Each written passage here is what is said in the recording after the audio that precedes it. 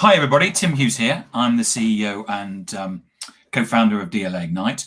After a couple of technical hiccups, I am here with Mario. Mario, thank you so much for joining us. Before we get into the conversation, where can people find you? Hello, Tim. Great to be your guest today. I'm Mario Bruggmann, and I'm the founder and one of the founders of the initiative Social Procurement on LinkedIn. But of course, I also have a day job, as you would call it. In my day job, I'm the head of supply chain development for Jacob Müller Holding. It's a company mainly active with several affiliate companies in the textile machinery industry. Okay. And you're willing to take questions through this, aren't you? Oh, absolutely, absolutely. Okay. Cool. So just give us some background. You know, you're a big procurement person, but just give us a very quick view of Mario and your journey to date.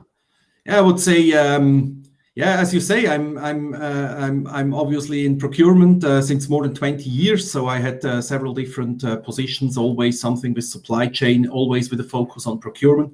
There are some bad people in the world who tell me there is nothing else I can do. I say there could be other things I could do. They would just not be that much fun, probably. Right, of course. So I still feel very well in procurement. My girlfriend actually says she likes procurement as well because that means spending other people's money. I always say that's not true. It's saving other people's money. Of course. Yeah, I mean that's a lot of fun. I was always in technical industries. I'm an electronics engineer originally, and I was always kind of in technically driven industries, more than 10 years in various telecommunication companies, then a bit more than 10 years in various life sciences companies, medical devices, and now obviously with Jacob Müller Holding, which is a lot of fun, very interesting company, family owned in fifth generation. So that means there is a big playground for procurement and supply chain, and whilst it's still a family company, it's substantial. I mean, we have offices all over the world. We are producing at several different locations.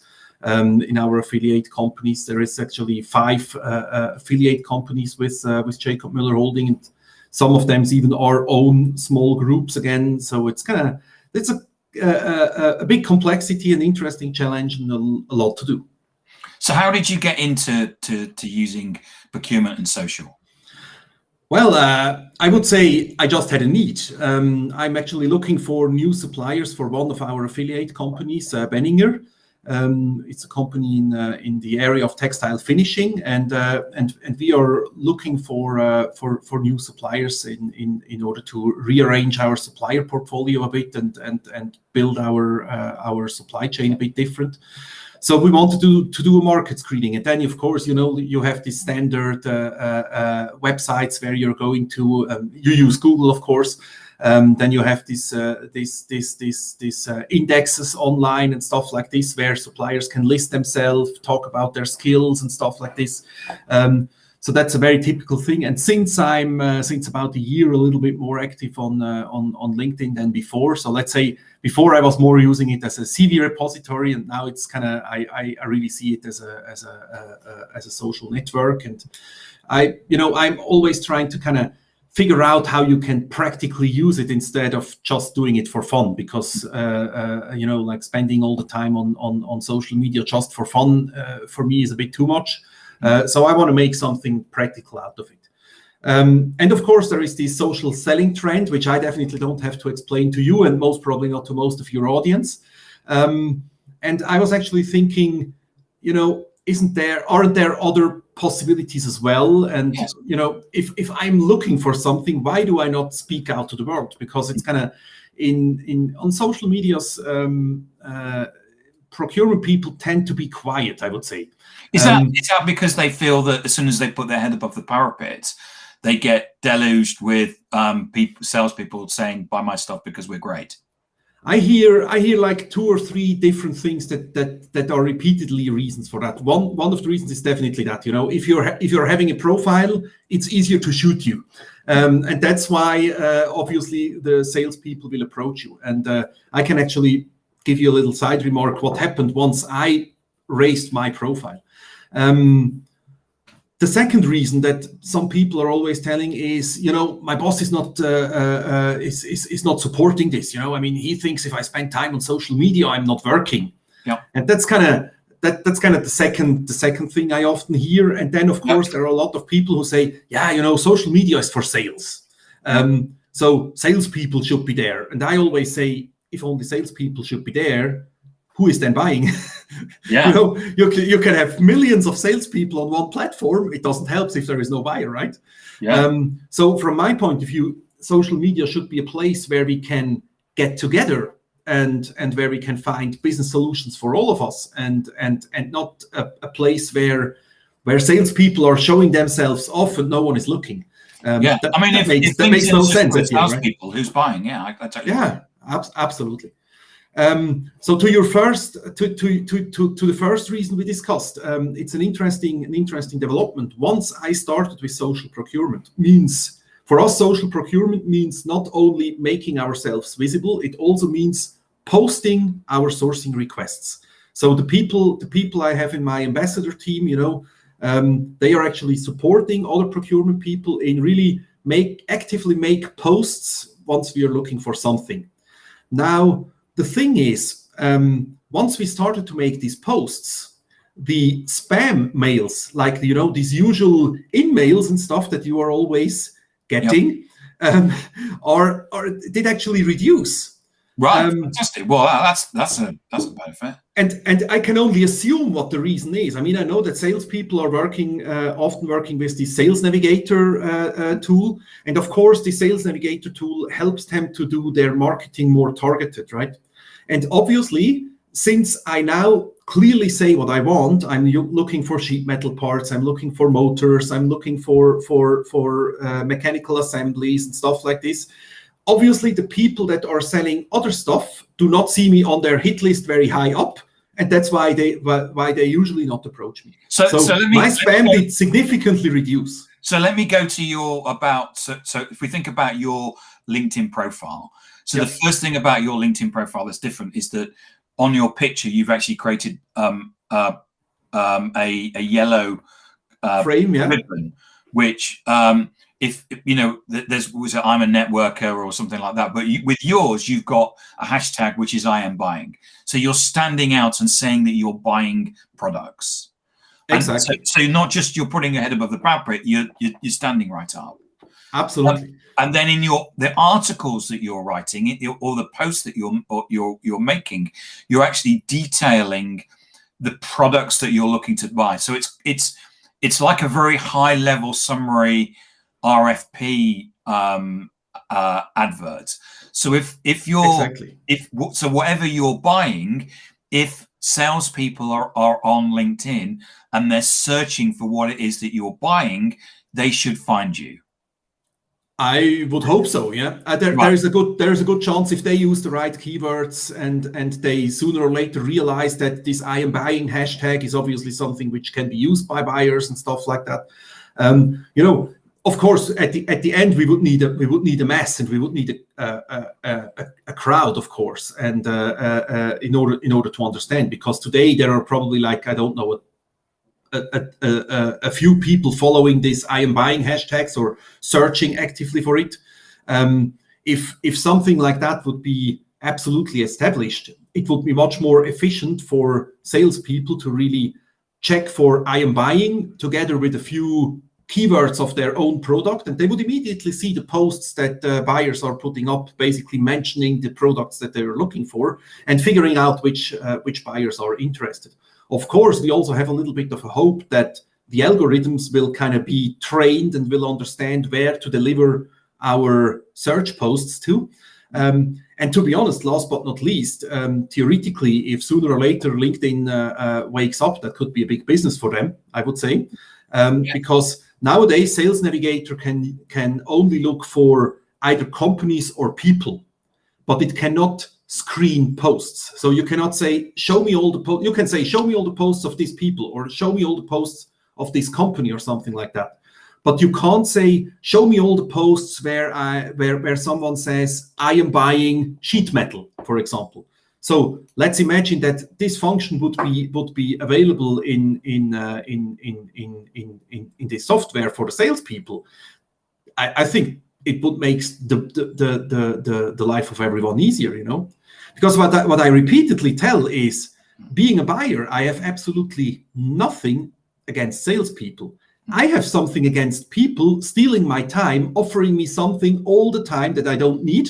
Of course, they can't know, you know, they kind of must guess. Some of them are just like shooting everywhere, of course, but some of them might think, because of my job title and because I'm in the holding, you know, I might be more interested in this high-level artificial intelligence stuff, which basically replaces my own job. I'm not very interested in such things like right now, because I'm right now in a very precise project where we really have specific needs for suppliers. So that's why I think it makes more sense to talk about it, and it makes life easier for everyone.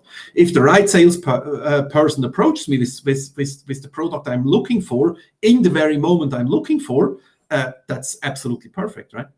And in terms of the results that you've got, so you've posted things, and then what you'll get is comments like, yes, I can provide sheet metal.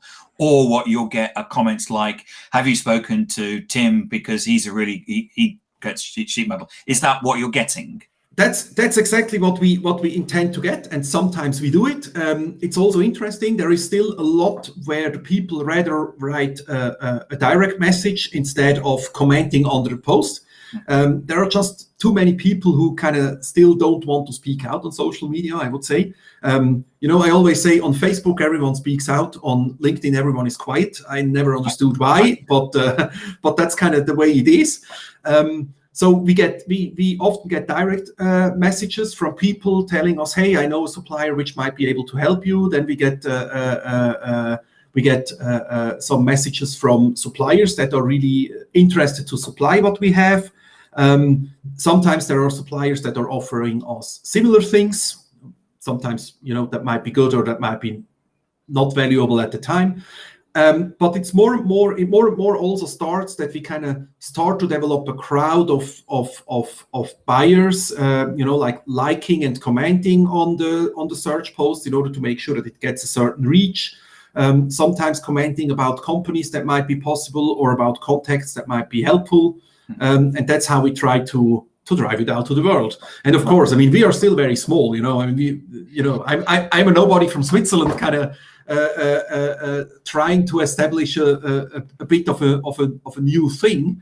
And I think it just needs time, you know. I'm a bit impatient from time to time, and Catherine always tells me. Catherine is my first ambassador in the project. She joined from the beginning, and she actually liked the idea even I would say even more than I when I had it, because for me in the beginning it was like, that's not really an idea. She joined from the beginning, and she said she's gonna support it, and you know, even today when I sometimes say, you know, it's just, you know, it's still not flying, then she says, come on, what did we achieve in this only, you know, like 5 months now? Yeah. There are actually more and more people jumping on the train. It's exactly as you said, you know, with the yellow frame, we are trying to get attention, because, you know, everyone knows the green frame for the job seekers and the purple frame for the people that are hiring, and we actually try to make it in the same design, so it could become an official thing of LinkedIn once, you know. It looks like official, it's just different color and a different hashtag, and that's how we are trying to establish it. We hope it attracts the people to click on our profiles and then find out more. And yeah, I think it's a bit a paradigm change also. It is. So I mean, there's lots of exchanges at the moment where you can go on and advertise this stuff, and people can sit there and pay a subscription. So why are you not using those? Why LinkedIn? Well, the first of all, it's because it is free. Right. Because I said I never said we should use LinkedIn only. There are the traditional ways, there are the indexes and stuff like that they and they have a reason why they are existing. That's all not wrong. I just say, if we have such a powerful tool with, like algorithms and stuff in front of us, why aren't we using it? And for me, I always said, use it as an add-on.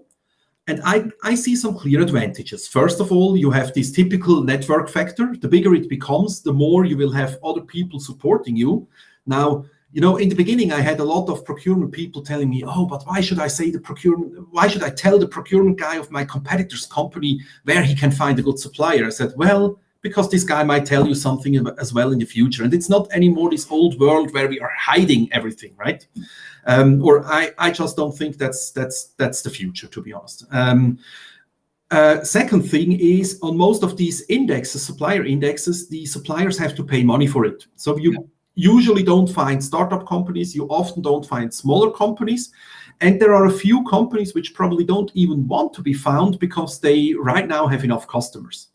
Now, what if they are my ideal supplier, even though they right now have enough customers? If they see me posting on LinkedIn and stuff, they might still be interested to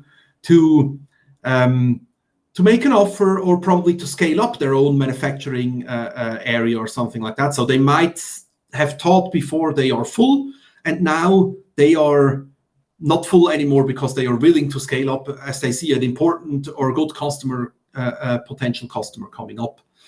On the second, it also has some positive side effects from my point of view, because it fosters discussion.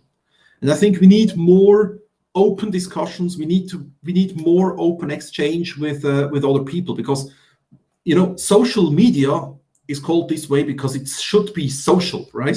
Yes. Right? We should socialize. If I just put my profile up there and nothing is really going on and stuff, it's boring, right? Absolutely. Yeah.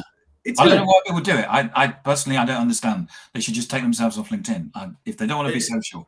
Absolutely. Go somewhere else. And ring people up. Exactly. And I had that often with these search posts. I had experiences where someone said, "Hey Mario, I don't have exactly what you need right now, but can we talk about this and this and this?" And I said, "Hey, listen, right now I really don't have an ear for that, because that's not what I need right now. But hey, you're a great person, and let's keep in touch and stuff." So I think it helps everyone. I mean, remember how we got in touch, right? I mean, you just read my very first article somehow. Yeah. And then you said, "Oh, wow, this is kind of this procurement guide." I've been looking for you for a very long time. I've been looking. We've been trying to launch social procurement for over 2 years and can't find any company that will basically stand up and say, "Oh yeah, this is a really good thing." And then I bump into you on LinkedIn, and you say we're doing it and we're getting results. It's like, wow. Yeah. So you see, it's kind of, and that's how we start discussing, and that's what I would say is socializing, right? Because otherwise we might have never met. I mean, I studied for a few years in Manchester. I don't know how close you are. We probably wouldn't have met in Manchester, no. So you see, we got a good question here from James Marland. Do you have any good stories of? I was actually going to ask something similar to this, so this is really timely. Thanks, James. Do you have any good stories of buyers finding suppliers on LinkedIn and actually consummating a contract? So in effect, are you buying stuff on LinkedIn, and are you saving money? What's the business benefit here? So I can tell you a few examples of the search posts. The majority of the search posts that we did so far were done by Catherine. Basically, most of them for her company, but also for other companies. She was, for example, looking for a supplier for working clothes. Like the stuff that the people in the production are wearing, uniforms and stuff like that. And the category manager responsible for that did actually talk to her, and then they defined kind of what do these guys need to do, and they actually thought they have a pretty good market overview. And they found, if I remember right, something like 7 new suppliers. 5 of them were quite valid and not known. And obviously they are right now in final discussions to award the business. And obviously from the two that are still in the final round, one of them was an existing supplier and one was a supplier that they found via social procurement. So that could well become the first success story of someone really being contracted. And are you looking at, I mean, procurement's about savings, as you said, and are savings expected? It's difficult to say, because that really depends on the product you are looking for. Yes. On this working clothes stuff, there is a clear focus on saving money while still maintaining the good quality, because cheap uniforms is not what you want, right? No. Because you will just replace them more often, so it wouldn't pay off. But yes, there was quite a focus on savings. There is another category where they were, for example, looking for online trainings, and there the focus was rather not on savings. It was rather on complementing the training variety that they have. Right. And of course, the company is in the automotive industry, so they have some mandatory trainings that they have to do in order to fulfill the standards and the norms of the automotive industry. And they had to complement it. So there the focus was more on really getting it. Now, in my case, for example, I'm right now looking for suppliers for really, really complex machinery elements. And if I say machinery elements, I'm talking about huge things. So at the end, if I find the right supplier for that, he will manufacture sheet metals and rollers, and he will do assemble stuff and things like that in a machine size of like 3 meters times 5 meters or something like that. That's how it's going to be shipped to me or to the customer, and we are usually then doing full production lines. So we are selling production lines to the customers, where we will take a lot of these machines and integrate them at the customer sites in order to make it his production line. In my case, the result, the search resulted in 40 companies reporting back, but we made several posts over several weeks actually. We just close. We are just about to close the registration period at the end of this month, and after that we will start screening through the companies. And of course, that will need a little bit of time. We also have some companies that we got from other sources, so we have a total of around 100 on the long list in the markets we are, and we are talking about complex things. So to be honest, you probably have to ask me again in a year whether we were successful, or whether the supplier who was successful was one that came up from social procurement. Okay. But there are definitely very good effects. We are still in a very early stage of doing this social procurement stuff, of course, and it's not the right thing. We also have to confess for everything. We never had something where we had no reactions, but for example, there were a few searches where we only had like 2 reactions, 2 new suppliers identified, and both of them were not really capable. So then we said, well, it was worth a try, right? So, and what do you think about James's point that LinkedIn seems a bit public? Lots of buyers would be concerned about the public nature of their requests. Yeah, that's one of the complaints that I hear the most, definitely. But I always say, there are possibilities. First of all, you do not necessarily need to post what you are searching for your company. So I could search for the company of someone else, and someone else could put the post for the company of myself, and by that we could kind of hide who it is. On the other side, that's actually an interesting approach. Being a buyer since over 20 years, I like competition. I like it specifically if my suppliers are having competition, which for me also means, is it bad that my actual supplier sees that I'm watching the market and screening the market for other suppliers as well? Probably not, because that shows him that he cannot sell for every price, for every quality and stuff like that, right? So he sees that we are screening the market. Now, then we get similar things where people say, yeah, but now our customers will see that. I believe that none of my customers would think that we manufacture everything in-house, because no company nowadays is manufacturing everything in-house. Now, wouldn't it be a good signal to my customer to show that I'm investing time and effort in really find the best suppliers for the product later Best selling to quality, him. lowest price. This is That's what everyone wants, right? So I still have a bit of a I still wonder why no one wants to go out and be more open about it. I know the tradition is different, but as you know, on LinkedIn, I hold the title, the self-given title of supply chain innovator.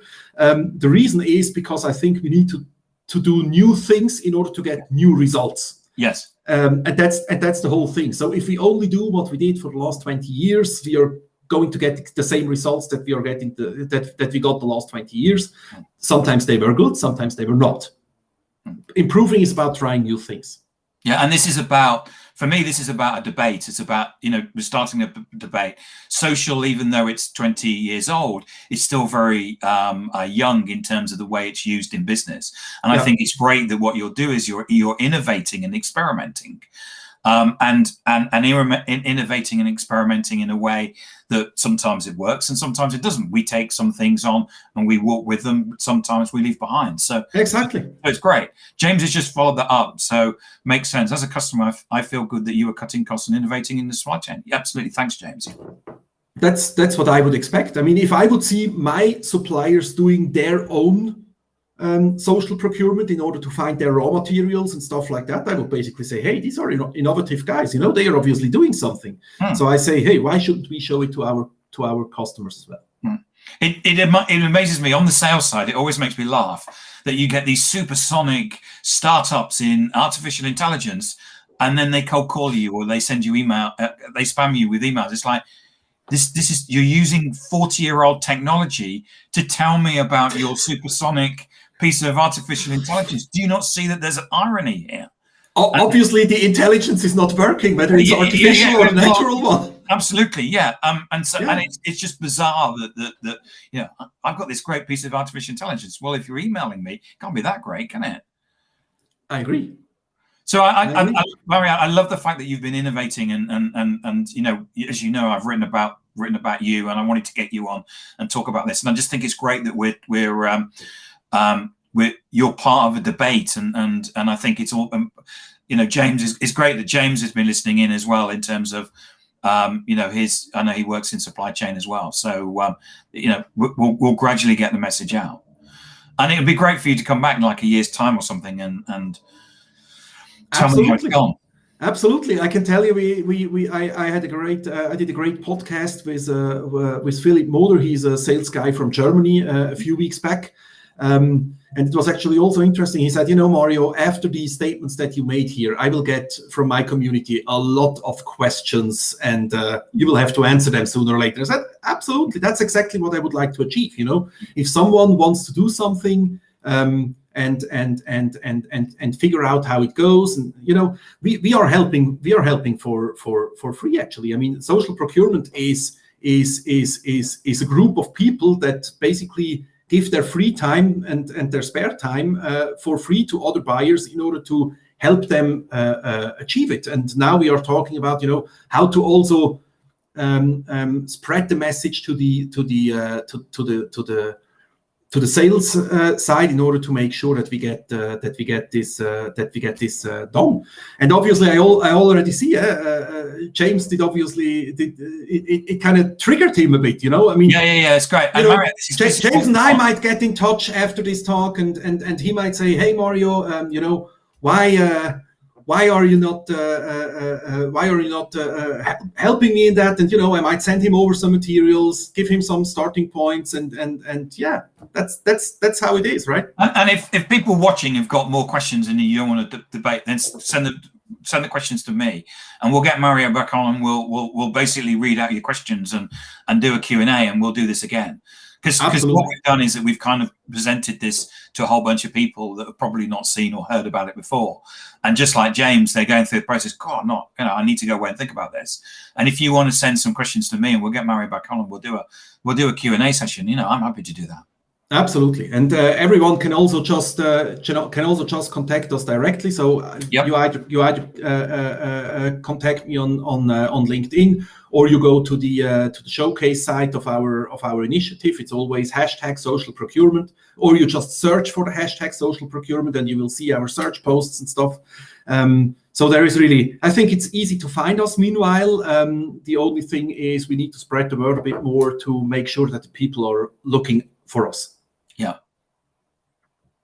Okay, well, yeah, James has got to run, and so we. So thank you so much for the questions and people tuning in. Mario, where can people find you? Yeah, as I said, online on LinkedIn is probably the best. Just enter my name. There is only one Mario Bruggmann on There's LinkedIn only so one far. Mario Bruggmann, yes. Okay, that's not what I wanted to say with that. It's just there is only one person named Mario Bruggmann so far. That doesn't mean I'm that unique. I think everyone is unique, right? Even if the name sometimes is. Yeah. No, you're, and it's what you're doing is wonderful. I love the way that you're creating this debate, and you're willing to come on and talk about it and explain it, and you explain it in a really eloquent way. So it's been fantastic, and thank you so much for coming on and sharing the insight. Thank you. Thank you very much for giving us the chance. That's okay, and sorry about the technical hiccups. But we're here. It happens sometimes, but at the it end does, we never made it. Animals or computers is my saying. Absolutely.